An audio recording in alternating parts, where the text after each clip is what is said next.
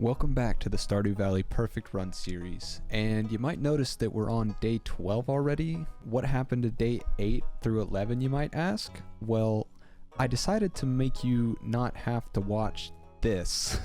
Yeah, I finally figured out how to fix the smushing resolution problem, but that in turn kinda counterfeited half of this episode because they were recorded in different resolutions and I can't for the life of me figure out how to make them match, so I figured I would just tell you what happened. And I have about 6 people that were in the stream that could back me up that this is actually what happened, so yeah, you're gonna have to take my word for it.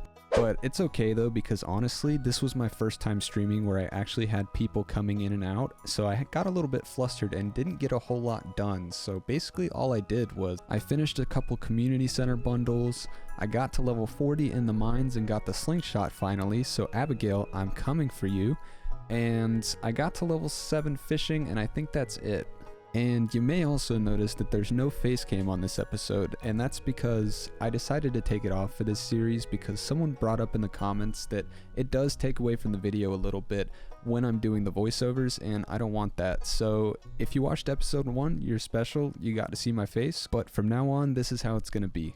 So with that giant spiel out of the way, let's get to the goals for this week in Stardew Valley. Hey Sipkid, you already did about half of these, what's that about? Yeah, I'm sorry, there's really nothing I can do about that. Yeah. All I can do is apologize and hope that the fixed resolution makes up for it. This episode might be on the shorter side because of all these technical difficulties. It's already taken like a week to even get this far. This episode is also going to be pretty much solely voiced over because when I recorded this, I'm not gonna lie, I was really tired and I sounded like a raspy little alien. Here's just a little snippet of that. But I don't have the iron for that. I would have to go to the mines, and I don't want to go to the mines because I can't get iron. Yeah, that's how I sounded for this entire recording session. Day 12 was spent fishing all day, and I know what you're thinking, more fishing, come on, but I promise once I hit level 10, I will stop fishing and only fish when I need to fill up the... What's that thing? What's it even called? The page in the menu for the fish. I don't know. You know what I'm talking about. However, good news. Since all I'm doing is fishing today, I think it's time for... pizza time. The story I have today is a pretty crazy one, and I kind of feel like you guys aren't going to believe half my stories, but I promise I'm not making any of this up. This really did happen. And this story actually has a name. It's called The Mad Hatter Story. And it's actually a collection of mini stories all centered around one person.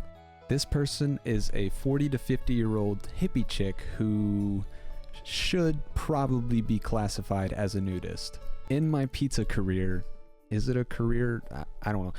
In my time as being a pizza delivery driver, I've went to this chick 4 times. The very first time I went to her was an interesting one. She was in her garage when I pulled up, and as soon as I pulled up, immediately like ran inside, like bolted inside. And so I was like, that's weird. Usually if someone's in their garage, they'll just come out and meet me at my car to grab the pizza, but this is not what she did. So I walked up to her front door, knocked on it, and in the time that it took for her to walk from her garage door to her front door, she decided to take all of her clothes off. Don't ask me why she did it because I have absolutely no idea. Maybe it was a dare, maybe she's just really confident in herself, but I kind of think it's a double standard because if a guy did that, he would get arrested. Anyways, so yeah, that's pretty weird, champ, right? Oh, it gets weirder. Story 2 was uneventful. I just went there and she had a robe on, but she might as well have been naked because it was a really big robe on her and you could still see everything, so... yeah, that's the end of story 2. Story 3 is when it starts to get fun. You're probably asking yourself right now, why is this called the Mad Hatter Story? And I'm about to let you know. Keep in mind, I actually like going to this place because 1, it's always interesting, and 2, she tips really well. She tips between like $7 and $15 every single time. Time number 3 that I went to her, she comes to the door. I'm already excited. What's gonna happen this time, Mad Hatter lady? Well, turns out she decides that October 30th is her Halloween party day, which is awesome. Good for her. she's dressed in a Mad Hatter costume and full lingerie.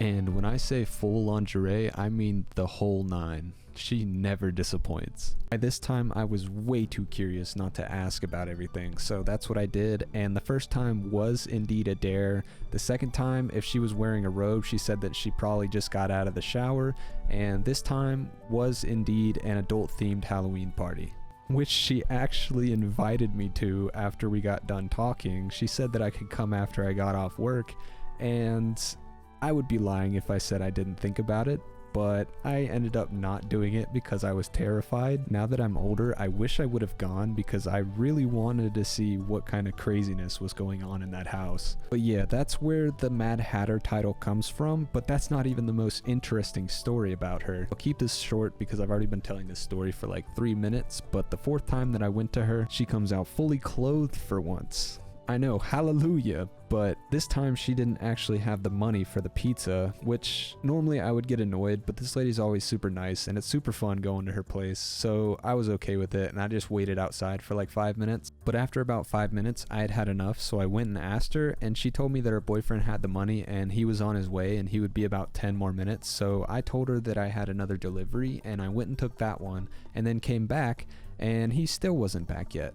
And she felt super bad, so she invited me inside, and with all the context you have now, would you say no to that? Because I sure didn't. I wanted to see how this lady lived, and it was pretty much exactly what I was expecting. The first thing she did was offer me some weed, which I politely declined, and then I looked around her place and found a bunch of taxidermied animals. Not the normal ones you would find, like a deer. There was a bear and a panther. They ended up being fake, but in the middle of asking about them, I was looking around the room and I noticed a very suspicious looking white substance on the table. It was at this point that I knew I had to get out of there, like immediately. So luckily her boyfriend got there not too much long later, and she gave me like a $30 tip for being a nuisance, and yeah, that's pretty much it. Sorry that story was so long, but I'm already missing half of the recording session for this episode, so I decided to tell a long one just to try to make the episode a little bit longer for you guys. I'm curious to know what you guys choose when Demetrius comes to your farm.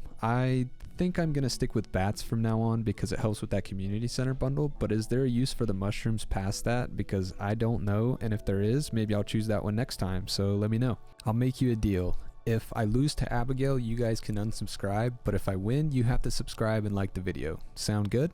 Well, a deal's a deal, and I hope you guys are people of your word because she got smoked. And if all goes well, that won't be the only bad thing that happens to her this episode. Okay, now that it's getting towards the end of the episode and only the people that really enjoy the content and want to support me are still here, I'm gonna get a little bit serious for a second. I'm like 99% sure that I have a serious case of undiagnosed ADHD that's been with me since childhood, and it's very hard for me to focus on one thing and do only one thing for extended periods of time. So with that being said, I do love Stardew Valley, and I'm absolutely going to continue this series and the 100 Days series eventually, but I can't see myself being pigeonholed into one game as a content creator and being happy with that. So I'm asking you guys, do you only watch Stardew Valley content, or do you plan to support me in my other content creation ventures? And don't get me wrong, either way is totally fine. I'm still gonna branch out a little bit because I don't want to burn out almost immediately in my YouTube career, but I just want to know if you guys are still gonna be there, because I've watched a lot of YouTube and the Stardew Valley community seems like the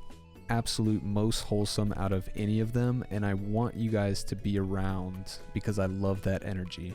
And like I said, I'm still gonna be continuing all of my Stardew Valley content, but I'm gonna have different videos on the side that allow me to play a bunch of different games, and it's really well thought out, cool ideas that aren't just like let's play oriented, so I hope you guys will be interested enough to stick around. Okay, so at this point in the week, I only had a few more goals left. All I had to do was get some iron from the mines to have enough to upgrade my tools, and I had to pelt Abigail with a rock, of course. I decided to go for Abigail first, but when I went to Pierre's, of course she was in her room. Yeah, we gotta wait until next week. I'm sorry. In high school, did any of you guys ever play Senior Assassin? Because that's what this feels like. The only places that's off limits is the people's houses. I got out in the first round, by the way. It was pretty sad. While I was at Pierre's, I spent a long time debating whether I should buy the backpack upgrade or not, and I eventually decided not to, and that was definitely the right choice because the money would be way better spent just upgrading the tools. The last thing that I had to do for the day was get iron, and that was honestly pretty easy. I got that pretty quickly. And with that, we reached the end of the episode, and I'm sorry it was all over the place, but I finally have a sort of structure for this series, so it'll be a lot more uniform from here on out. Follow my Twitch and Twitter at SipKid. Twitter if you want to get to know me on a personal level, and Twitch if you want to catch this series live. I tested out streaming on YouTube, but I didn't really like it, so I'm definitely going to be streaming on Twitch from now on. Yeah, that's all I really have to say. Thanks for watching again, and I'll see you guys later.